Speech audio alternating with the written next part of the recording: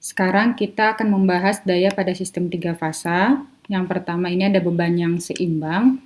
Jadi untuk sistem 3 fasa beban seimbang ini, jumlah daya yang diberikan oleh suatu generator 3 fasa atau daya yang diserap oleh beban 3 fasa diperoleh dengan cara menjumlahkan daya dari tiap fasanya. Nah, pada sistem yang seimbang, daya total tersebut sama dengan 3 kali daya fasanya. Mengapa demikian? Karena daya pada tiap-tiap fasanya itu nilainya adalah sama. Kita lihat di sini untuk beban seimbang dengan sistemnya terhubung bintang, maka tegangan fasa itu sama dengan tegangan line netral. Dan arus fasanya itu sama dengan arus line. Maka tegangan line to line-nya adalah akar 3 kali tegangan line to netral. Sehingga dayanya adalah 3 kali tegangan fasa dikalikan arus fasa cos theta. Atau bisa juga kita menghitungnya dengan cara akar 3 tegangan line to line dikalikan arus line dikalikan cos theta-nya. Kemudian untuk sistem yang terhubung delta, maka arus line itu sama dengan akar 3-nya dari arus fasa. Sedangkan pada sistem delta itu tegangan line to line-nya itu sama dengan tegangan fasa. Sehingga untuk mencari daya pada sistem terhubung delta, kita bisa mencarinya dengan cara 3 dikalikan tegangan fasa dikalikan arus fasa cos theta. Atau bisa juga kita menghitungnya dengan cara akar 3 dikalikan tegangan line to line dikalikan arus line dikalikan cos theta. Dan ini adalah ringkasannya kurang lebihnya. Untuk mencari daya semu, maka kita tinggal mengalihkan akar 3, V dikalikan I, satuannya tentu VA. Untuk mencari daya aktif atau P, ini akar 3 VI cos Pi, satuannya watt.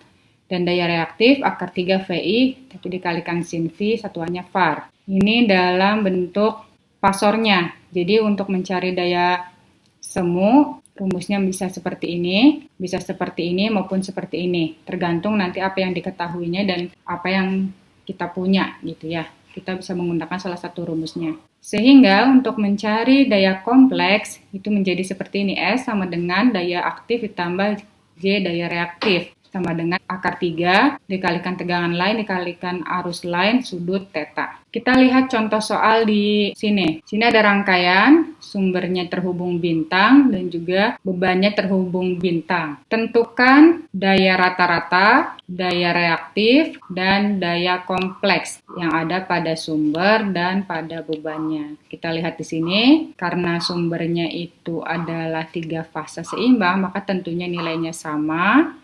Hanya yang membedakan itu adalah sudutnya saja. Kemudian di sini ada impedansi beban, di mana nilainya sama karena bebannya adalah beban seimbang. Karena sistemnya ini adalah sistem seimbang, maka kita bisa menghitungnya di salah satu fasa saja. Sini kita lihat kita punya tegangan fasa yang ini, misalkan ya kita pakai yang A. Yang A itu tegangan fasanya 110 sudut 0 derajat volt dan arus yang mengalir itu adalah 6,81 sudut minus 21,8 derajat ampere. Ini dapat dari mana? Lihat lagi contoh soal di slide sebelumnya. Karena ini soalnya itu rangkaiannya masih sama dengan soal sebelumnya ya. Silakan dicek kembali. Setelah kita mendapatkan Vp dan Ip, maka di sumber tegangan kompleks yang diserap itu menjadi S besar ini adalah daya kompleks, S kecil yang di bawah ini adalah artinya source, jadi daya kompleks yang ada pada sumber. Maka rumusnya adalah minus 3 Vp Ip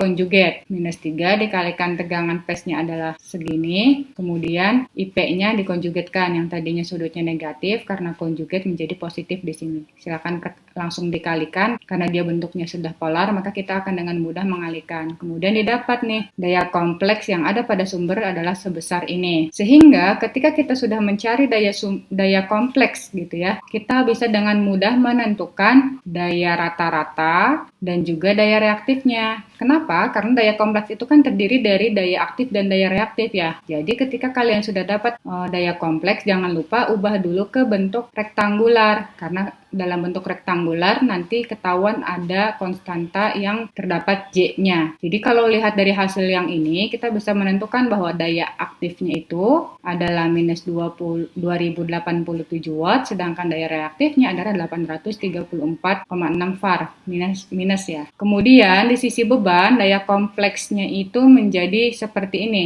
SL, L itu artinya load, sama dengan 3 dikalikan mutlak arus fasa dikuadratkan dikalikan dengan impedansi fasa. Di mana impedansi fasanya ini adalah 10 ditambah J8.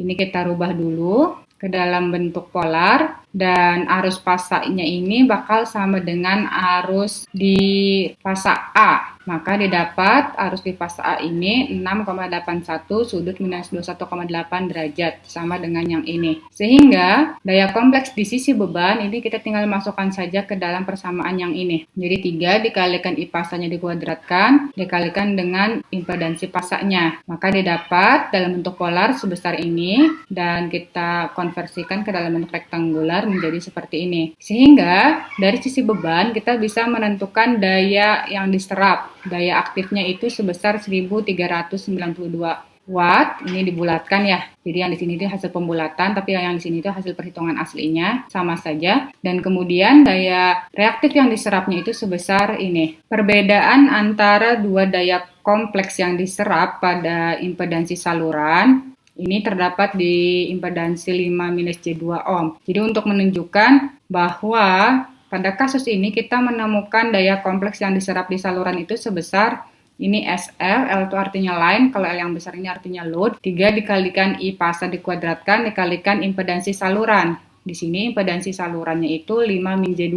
Maka kita bisa menghitung nih, daya kompleks pada saluran itu sebesar 3 dikalikan arus fasanya, masih sama, kemudian kita kalikan impedansi saluran sebesar 5-J2 ohm, maka didapat untuk daya kompleks di saluran itu sebesar ini. Sehingga perbedaan antara daya kompleks di sumber dengan daya kompleks di beban, ini kita dapat notasikan menjadi seperti ini. SS itu daya kompleks pada sumber, ditambah dengan daya kompleks pada saluran, ditambah daya kompleks pada beban itu harus sama dengan 0. Silakan hitung hasil dari tiap ini, apakah betul sama dengan 0 atau tidak. Sekarang kita lihat contoh soal selanjutnya. Di sini ada sebuah motor 3 fasa, dapat kita sebut sebagai beban terhubung bintang seimbang. Nah, motor 3 fasa ini dia memiliki daya aktifnya sebesar 5,6 kW dengan tegangan salurannya itu sebesar 220 volt dan arus salurannya sebesar 18,2 ampere. Tentukan power factor yaitu PF pada motor tersebut. Nah, untuk menentukan power factor pertama-tama kita cari terlebih dahulu daya semunya, di mana rumus daya semu itu adalah akar 3 V line dikalikan I line. Akar 3 kita punya di sini V line-nya itu sebesar 220 volt dan arus lainnya sebesar 18,2. Maka kita dapat daya semunya sebesar 6000 volt ampere. Ketika kita sudah menemukan daya semu, maka kita akan dengan mudah mencari daya aktifnya. Caranya seperti apa? Kita ingat-ingat lagi rumus di Pitagorasnya, di mana ketika ingin mencari P itu, kita tinggal mengalihkan daya semu dikalikan cos P. Dan daya aktif itu kita sudah diketahui di soal, di mana si motor tersebut itu dia memiliki daya aktifnya itu sebesar 5600 watt. Jadi, dari sini kita bisa menghitung cos P-nya. Jadi, untuk mencari cos P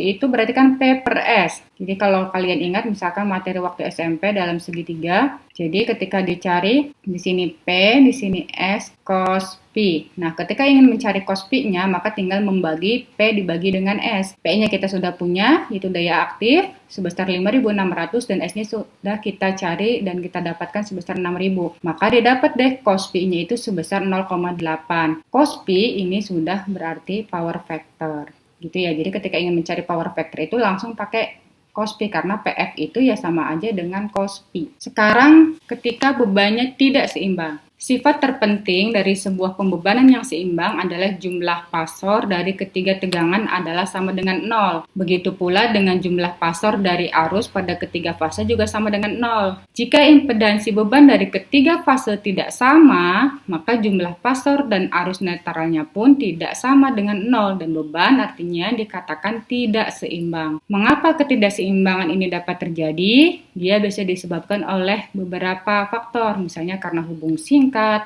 atau karena hubung terbuka pada beban dan lain sebagainya. Nah, dalam sistem 3 fase itu nanti ada 2 jenis ketidakseimbangan. Yang pertama, ketidakseimbangan yang terjadi pada beban. Yang kedua, ketidakseimbangan yang terjadi pada sumbernya. Pada saat terjadi gangguan, saluran netral pada hubung bintang akan terisi arus listrik. Ketidakseimbangan beban pada sistem 3 fasa ini dapat diketahui dengan indikasi naiknya arus pada salah satu fase dengan tidak wajar. Arus pada tiap fase mempunyai perbedaan yang cukup signifikan. Hal ini tentunya ketika terjadi seperti ini dapat menyebabkan kerusakan pada peralatan. Sekali lagi, sistem yang tidak seimbang itu disebabkan oleh dua hal. Yang pertama adalah kemungkinannya itu berasal dari tegangan sumber, yang kedua berasal dari impedansi beban yang tidak sama. Kita lihat di sini, misalkan di sini terdapat rangkaian beban terhubung bintang 3 fasa tidak seimbang. Nah, untuk menyederhanakan analisis, kita akan mengasumsikan tegangan sumber yang seimbang, tetapi bebannya yang tidak seimbang. Jadi, dalam hal untuk menyederhanakan analisis gitu ya, terutama dalam proses pembelajaran, yang kita gunakan itu adalah yang sistemnya itu si sumbernya seimbang, tapi bebannya tidak seimbang. Karena kalau misalkan kita pakai yang sumbernya juga tidak seimbang, itu akan menjadi lebih rumit. Jadi, untuk menyederhanakan, kita mengasumsikan si tegangannya itu seimbang gitu ya, anggapannya tegangan input itu seimbang, tetapi ada perubahan yang terjadi di beban sehingga menyebabkan beban menjadi tidak seimbang. Ini adalah rumus untuk beban tidak seimbang, di mana rumus untuk arus tiap fasa ini masih seperti biasa, dan arus netralnya itu sama dengan minus IA minus IB minus IC. Kita lihat contoh soal di sini untuk beban terhubung bintang tidak seimbang. Di rangkaian ini kita punya tegangan sebesar 100 volt dengan urutan ACB. ACB itu artinya apa? Negatif ya, urutannya negatif. Kemudian diminta untuk menghitung arus saluran dan juga arus netralnya. Di sini diketahui impedansi tiap beban itu berbeda-beda, di mana impedansi pada fasa A itu 15 ohm, fasa B-nya seperti ini, dan fasa C sebesar ini. Maka yang pertama kita cari adalah mencari arus lainnya terlebih dahulu. Arus lain kita cari di tiap fasa. Yang pertama di IA terlebih dahulu. IA itu rumusnya apa? Yang ini. IA itu VAN dibagi ZA. VAN dibagi ZA. Nah, yang di atas ini adalah VAN 100 sudut 0. Mengapa sudut 0? Karena di soal tidak diketahui sudutnya berapa. Dan urutannya pun urutan ACB. Berarti yang pertama kita cari dulu adalah di fasa A. Berarti VAN-nya 100 sudut 0, ZA-nya kita pakai 15 ohm. Didapat arus di fasa A itu sebesar 6,67 sudut 0 derajat. Kemudian, yang kedua kita bisa mencari terlebih dahulu agar mudah karena urutannya adalah ACB, berarti cari dulu di fasa C-nya. Fasa A ke fasa C itu harus berbeda 120 derajat. Kalau kita lihat di slide sebelumnya, sudutnya ini untuk urutan ACB adalah dikurangkan 120. Rumusnya untuk mencari IC itu masih sama, baru kita terakhir mencari IB dengan sudutnya ditambah 120 derajat. Dan didapat IB seperti ini. Setelah kita mendapatkan IA, IB, dan IC, di soal diminta mencari arus netralnya. Kita pakai rumus yang ini. IN itu sama dengan IA ditambah IB ditambah IC dalam tanda kurung kemudian dikurangkan. Maka didapat untuk arus netralnya itu sebesar minus 10 ditambah J 0,28 atau sama dengan sebesar ini. Untuk pembahasan analisis fasor, faktor daya dan perhitungan 3 fasa berakhir di sini. Silahkan pahami kembali dari tiap partnya agar bisa memahami secara menyeluruh gitu ya. Dan lakukan banyak-banyak latihan soal agar terbiasa menggunakan rumus-rumus yang ada. Sekian, wassalamualaikum warahmatullahi wabarakatuh.